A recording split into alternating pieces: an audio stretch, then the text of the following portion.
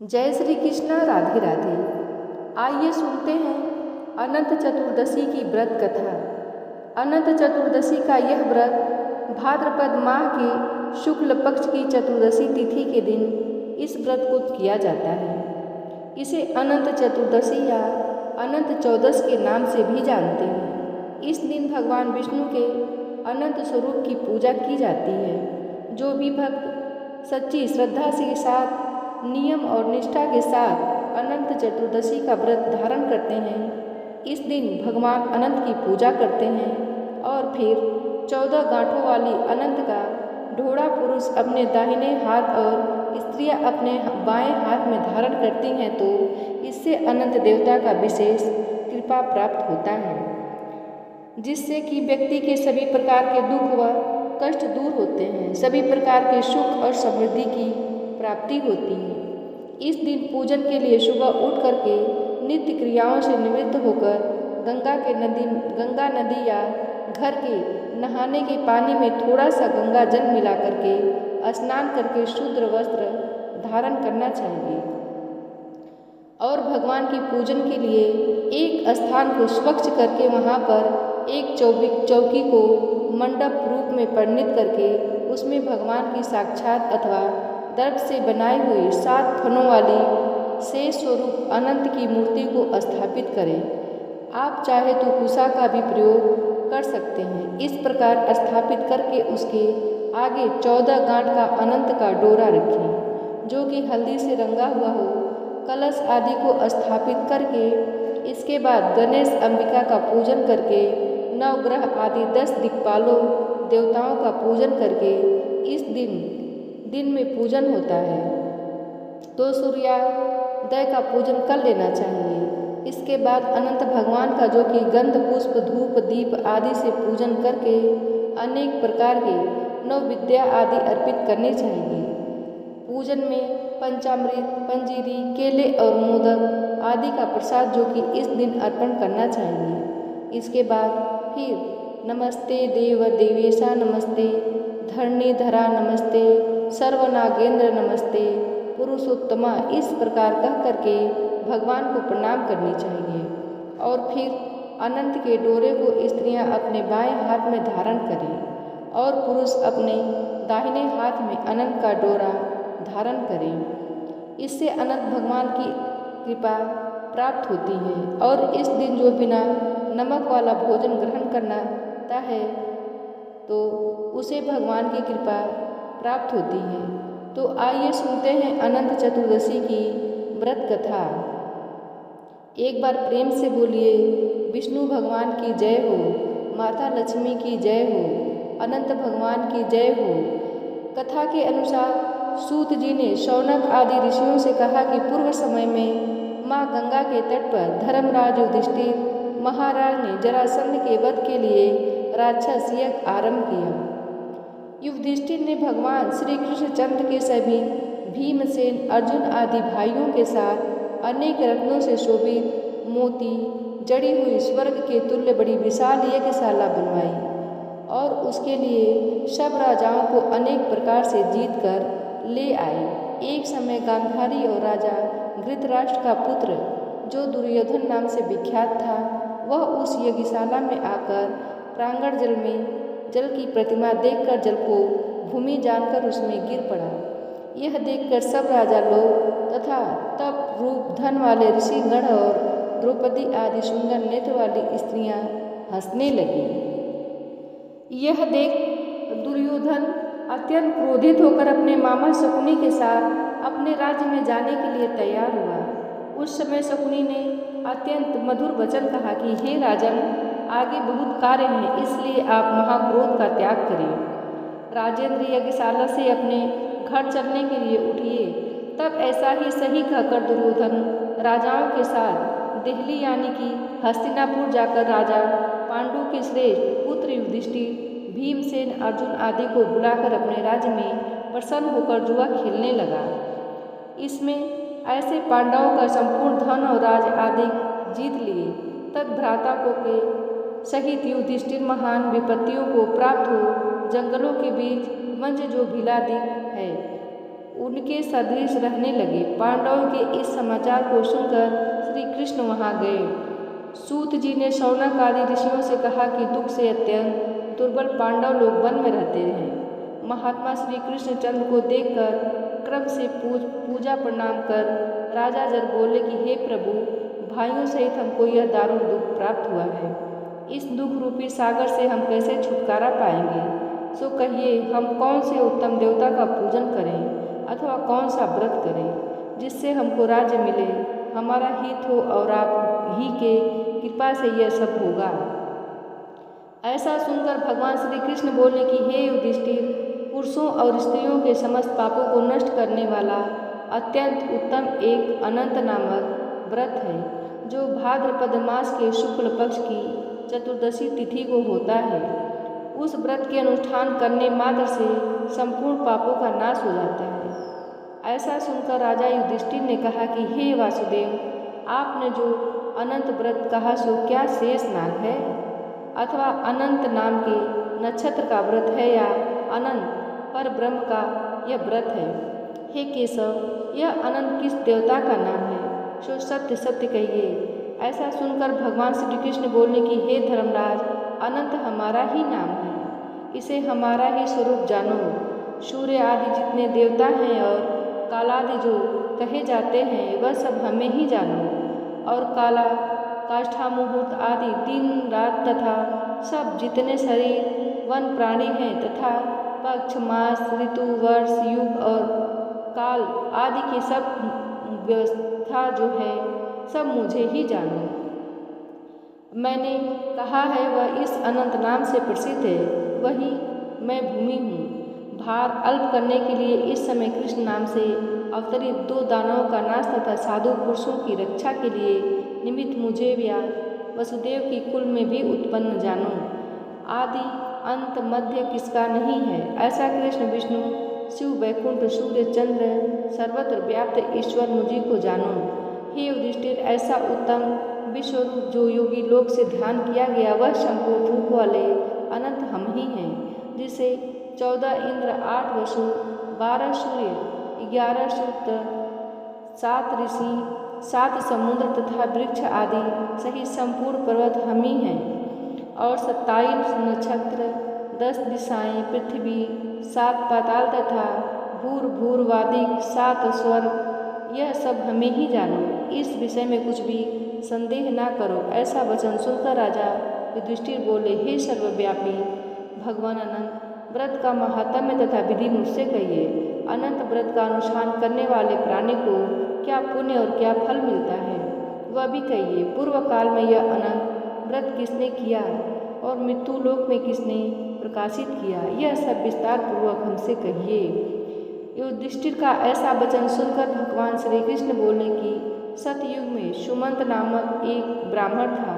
उसने वशिष्ठ गोत्र में उत्पन्न सुंदर दीक्षा नाम की भृगु ऋषि की कन्या के साथ वेदोक्त विधि से विवाह किया। हे राजन, दीक्षा नाम की स्त्री से समय पाकर अनेक सुंदर लक्षणों से युक्त एक कन्या उत्पन्न हुई। वह शीला नाम की अनंत सुशीला कन्या पिता के घर बढ़ने लगी। उसकी पतिव्रता माता काल ज्वर के दाह से दुखी हो और नदी के जल में प्राण त्याग कर स्वर्ग को चली गई। तदंतर उस सुमंतु नामक ब्राह्मण ने धर्म नाम की एक दुशीला नाम की कन्या से विधि विधान पूर्वक विवाह किया। वह स्त्री नाम की ही सदृश दुस्वभाव, कर्कश वचन बोलने वाली और बड़ी प्रचंड थी। वह शीला नाम की कन्या पिता के घर गृह कार्य करने में बड़ी चतुर थी। वह आंगन बाहर दरवाजे के ऊपर और डेहरी के ऊपर स्वास्तिक संग कम से कम नीले, सफ़ेद और काले अनेक प्रकार के चिन्हों को लिखकर देखा करती थी। उसके अनंतर इसी तरह बहुत दिन बीतने पर कुमारी अवस्था में प्रातः वह शीला पिता के घर में बड़ी मंगल देने वाली हुई। उसको देखकर पिता सोचने लगा कि यह कन्या पृथ्वी में किस गुणवान को दे। ऐसा विचार कर वे दुखी हुए। उसी समय उत्तम वेद वेदांग जानने वाले कोडनी नामक के मुनि कन्या के लिए आए। वे बोले कि तुम्हारी गुण युक्ता कन्या से मैं विवाह करना चाहता हूँ। ऐसा सुनकर पिता ने शुभ दिन में ब्राह्मणों में इंद्रतुल्य कोंडन मुनि को अपनी कन्या दे दी। भगवान श्री कृष्ण ने कहा कि हे धर्मराज, सुमंत्र ने वेद विधि से उसका विवाह कर दिया। उस समय वहाँ पर स्त्रियाँ गीत गाने लगीं और ब्राह्मण लोग स्वस्ति वाचन करने लगे, वंदे जय घोष करने लगे। इस प्रकार विवाह कर सुमंतु ब्राह्मण अपनी कर्कचा स्त्री से बोला, दामाद के संतोष के लिए कुछ द्रव्य दहेज में देना चाहिए। ऐसा सुनकर वह कर्कश क्रोध से घर की शोभा बिगड़कर संपूर्ण द्रव्य आदि कोटी में अच्छी तरह बंद कर दामाद से बोली कि आप अपने घर जाइए, हमारे घर में कुछ भी द्रव्य नहीं है। विश्वास ना हो तो देख लीजिए। श्री कृष्ण जी ने कहा कि हे पार्थ, ऐसा सुनकर वे मुनि उदास हुए और वह कन्या भोज से बचे हुए अनादि को मार्ग में खर्च करती गई। कोंडन मुनि भी उस सुमंतु की कन्या शीला को बैलगाड़ी पर बैठाकर सनय सनय धीरे धीरे चलने लगे। जाते जाते पुण्यदायक यमुना नदी को देखकर उनके किनारे रथ खड़ा कर शिष्यों को निरंतर वे स्नान संध्या आदि करने लगे। मध्याह्न के समय भोजन का समय जानकर रथ से उतरकर नदी के किनारे उस शीला ने लाल वस्त्र पहने हुए स्त्रियों के समूह को चतुर्दशी के दिन श्री जनार्दन भगवान का पूजन करते हुए देख उनके पास जाकर उन स्त्रियों से वह धीरे से पूछने लगी कि तुम लोग यह क्या कर रहे हो, इस व्रत का क्या नाम है। ऐसा सुनकर उस शीला ने से वे स्त्रियां बोली कि यह अनंत चतुर्दशी का व्रत है, हम अनंत भगवान को ही पूजते हैं। ऐसा सुनकर शीला बोली कि मैं भी यह उत्तम व्रत करूंगी। इस अनंत व्रत की क्या विधि है और यह व्रत किस प्रकार का है, इसमें क्या ध्यान देना होता है, कौन देवता पूजे जाते हैं, सो मुझसे कहो। ऐसा सुनकर वे स्त्रियां बोली कि हे शीले, उत्तम अन्न को एक से लेकर मालपुआ आदि पकवान बनाकर आधा ब्राह्मण को दे देवें और आधा स्वयं भोजन करें। फिर कृपण ना करते हुए शक्ति के अनुसार दक्षिणा देवें और यह व्रत नदी के तीर पर करें और भगवान हरि की कथा सुनें। उषा के शेष नाग को बनाकर बांस के पात्र में रखकर फिर स्नान कराकर मंडप के भीतर भगवान का सब विधि पूजन करें। चंदन, पुष्प, धूप, दीप और अनेक प्रकार के नैवेद्य आदि मिष्ठान सहित रखें। उनके आगे मजबूत सूत का डोरा केसर रंग का 14 गांठ देकर बांधकर हाथ में लें। प्रथम यह याद रहे कि हे वासुदेव, ऐसा संसार रूपी महासागर में मैं डूबी हुई मुझका अच्छी तरह से उद्धार करो और अपने अनंत रूप में लीन करो। हे सूत्र रूपी अनंत भगवान, आपको बारंबार नमस्कार है, आपको बारंबार प्रणाम है। ऐसा स्मरण कर सूत्र रूपी अनंत भगवान को बाएं हाथ में बांधकर स्वस्थ चित्त हो भोजन करें। संसार रूपी अनंत नारायण भगवान का ध्यान तथा भोजन कर अपने घर जाएं। हे भद्रे, यह व्रत तुमसे कहा। भगवान श्री कृष्ण युधिष्ठिर से बोले कि हे राजेंद्र, प्रसन्न चित्त से ऐसा व्रत विधान सुनकर वह शीला भी सुंदर डोरे को हाथ में बांधकर व्रत करने लगी। जैसा 14 गांठ देकर बाएं हाथ में बांधने को कहा, वैसा बांधकर अपने भोजन का आधा ब्राह्मण को दे, अवशिष्ट स्वयं खाकर फिर प्रसन्न हो पति के साथ बैलगाड़ी द्वारा अपने घर को गई। तब से उसका शुभ शकुन पर विश्वास हो गया। यह अनंत व्रत करने से गोधन और धान अधिक से अधिक भरपूर घर हो गया। वह सोने में माणिक्य और मोतियों के हार से विभूषित और अतिथि पूजन में सर्वथा व्याकुल रहती थी। सुख से रहकर वह मणियुक्त करधनी तथा मोतियों की मालाओं से अलंकृत घर में पति के साथ उत्तम वस्त्र पहने सावित्री के समान शोभित होने लगी। किसी समय पति ने बैठी हुई शीला के हाथ में बंधा सुंदर डोरा देखकर कहा, शीला से बोला कि हे शीले, डोरा क्या तुमने मुझे वश में करने के लिए बांधा है? इसका क्या कारण है, कहो। ऐसा सुनकर वह शीला बोली कि जिनके प्रसाद से संपूर्ण धन धान्य संपदा मनुष्य को मिलती है, वही यह अनंत का हमने डोरा धारण किया है। भगवान श्री कृष्ण ने कहा कि लक्ष्मी के मन में अंधा होकर शीला के ब्राह्मण पति ने शीला के वचन सुनकर उसकी बाँह से डोरे को जल्दी से तोड़ दिया। और अनंत कौन है, ऐसा कहते हुए पाप कर्म करते हुए उस मूर्ख ने डोरे को अग्नि की ज्वाला में डाल दिया। उधर शीला व्याकुल होकर हाहाकार करती दौड़ी। उसने डोरे को लेकर दूध में डाला।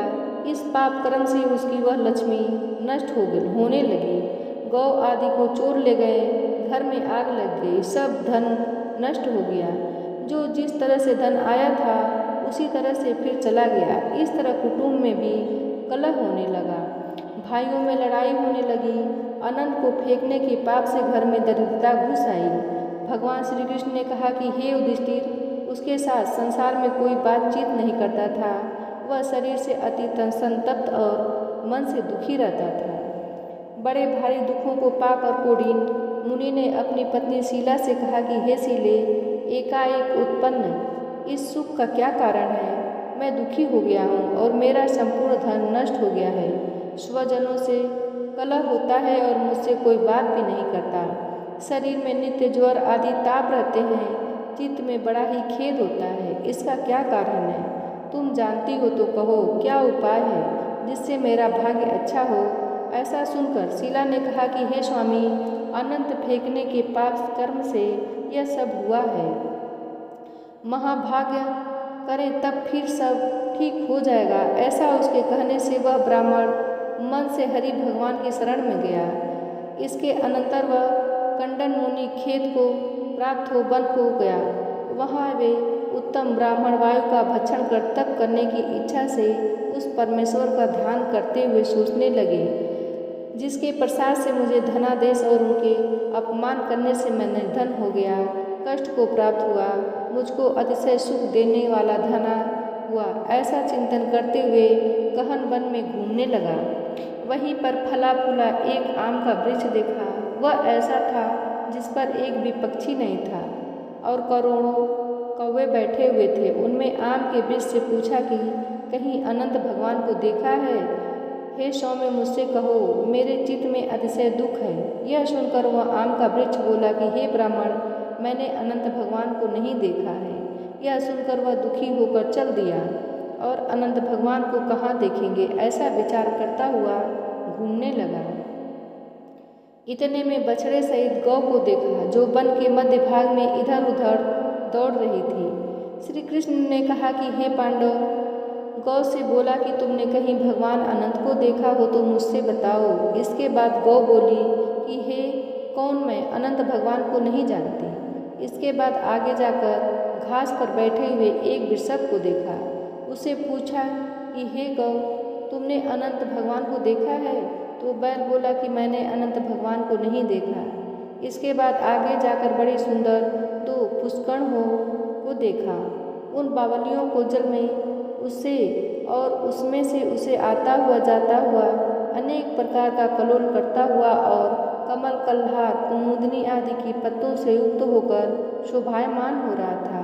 भ्रमर, हंस, चकोर, बगुला आदि पक्षियों के सहित उस पानी को देखकर ब्राह्मण ने उन दोनों पुष्कर्ण से पूछा कि तुम लोगों ने अनंत भगवान को कहीं देखा है? वे दोनों पुष्कर्ण बोली कि हे द्विज, हमने अनंत भगवान को नहीं देखा।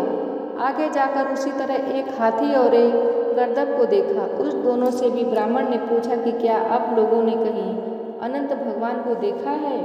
ऐसा पूछकर ब्राह्मण निराश हो उस जगह पर बैठ गया। राजन, वह कंडन जीवन से निराश हो बड़ा विकल होता हुआ बहुत गर्म ऊर्ध्व श्वास लेकर भूमि पर गिर पड़ा।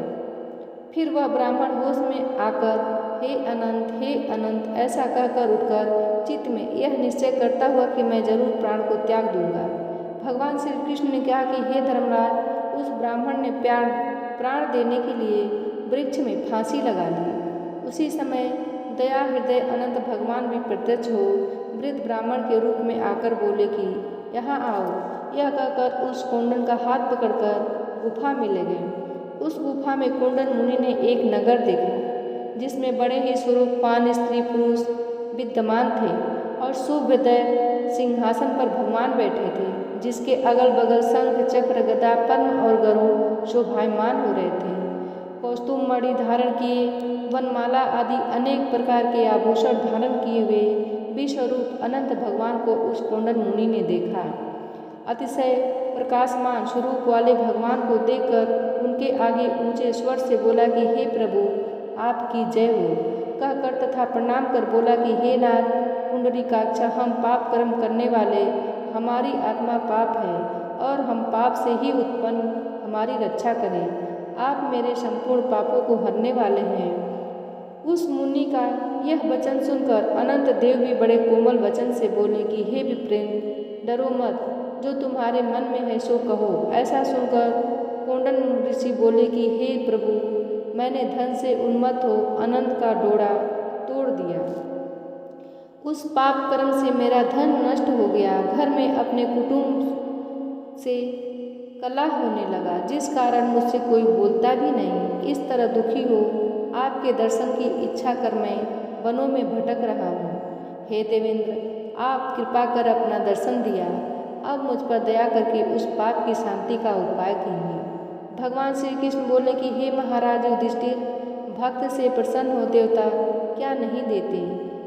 ऐसा उत्तम ब्राह्मण का वचन सुनकर अनंत भगवान कहने लगे कि हे कौन तुम, विलंब मत करो, अपने घर जाओ और भक्ति से 14 वर्ष तक अनंत का व्रत करो।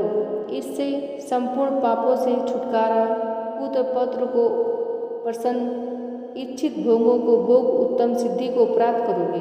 अंत में मेरा स्मरण कर मुझको बिना संदेह प्राप्त कर सकोगे। हम संपूर्ण लोगों को कल्याण के लिए तुमको धन देते हैं। यह शीला का अनंत प्रता श्रेष्ठ आख्यान और कल्याण करने वाला अनंत व्रत जो प्राणी सुनकर किया करेंगे वे शीघ्र पापों से छूटकर परम गति को प्राप्त होंगे। अनंत देव ने कहा कि हे ब्राह्मण, मेरे पास जिस मार्ग से तुम आए हो उसी मार्ग से जल्दी से घर को जाओ। ऐसा सुनकर कोंडन मुनि बोले कि हे स्वामी, मैं जो पूछता हूँ सो बतलाइए। जंगल में घूमते घूमते मैंने कुछ कौतुक देखा है। जगत गुरु वह कहिए, वह आम का वृक्ष कौन था, वह गौ कौन थी, वह वृषभ कौन था, और कमल कुमोद कहला से सुशोभित परम सुंदर बड़े जंगल में मैंने 2 पुष्कर देखी। सो क्या थी वह? गधा कौन था, वह हाथी कौन था, और उत्तम वृद्ध ब्राह्मण कौन था? अनंत देव बोले कि वह आम का वृक्ष वेद विद्या को अच्छी तरह जानने वाला ब्राह्मण था। उसने शिष्यों को विद्या नहीं दी, इसलिए वह वृक्ष हुआ। और जो गौ देखी थी वह बीज को खाने वाली पृथ्वी रही, और जो घास पर वृषभ देखा था वह सत्यनारायण धर्म था। और धर्म अधर्म आदि जो कुछ भी परस्पर लेती रहती है, वेद पाठ वाले ब्राह्मणों को नहीं दिया, भिक्षुओं को भिक्षा नहीं दी। उस पाप कर्म से उन दोनों का जल आपस में इधर का उधर हो गया। गधा जो देखा वह क्रोध था, और जो वह हाथी देखा सो अभिमान रहा। वह ब्राह्मण जो रहा अनंत हम हैं, और गुफा जो रही वह कठिन संसार था। अनंत देव ऐसा बताकर उसी जंगल में अंतर्ध्यान हो गए। वह स्वप्न के समान देखकर उस जगह से मुनि अपने घर आए और 14 वर्ष तक अनंत का व्रत किया। जैसा अनंत भगवान ने कहा था वह सब सुखों को भोग कर अंत में वह अनंत देव का स्मरण कर अनंत लोक को चले गए। राजर्षि, तुम भी यह कथा सुनो और व्रत करो। जिस प्रकार ब्राह्मण को 14 वर्ष में फल प्राप्त हुआ, तुमको भी उसी तरह अनंत देव की कृपा से सब इच्छित वस्तु एक ही वर्ष में कथा सुनकर व्रत करने से प्राप्त हो जाएगी। हे राजन, व्रतों में उत्तम व्रत मैंने कहा, जिसको सुनकर प्राणी पापों से छूट जाता है, इसमें संदेह नहीं है, और हरि चरणों को प्राप्त करता है। हे गुरुकुल में उत्पन्न युधिष्ठिर, जो शुद्ध विचार वाले प्राणी संसार रूपी गुफा में सुख से फिरने की इच्छा करते हैं, वे तीनों लोकों के स्वामी अनंत देव का पूरण कर डोरे को दाहिने हाथ में बांधते हैं। इस प्रकार से श्री अनंत व्रत कथा पूर्ण हुई। तो बोलिए प्रेम से विष्णु भगवान की जय हो, माता लक्ष्मी की जय हो। प्यारे भक्तजनों, अगर कथा पसंद आई हो तो एक लाइक अवश्य करें। चैनल पे नए हो तो सब्सक्राइब कर हमें सपोर्ट ज़रूर करें। मिलते हैं अगली कथा में, तब तक के लिए धन्यवाद।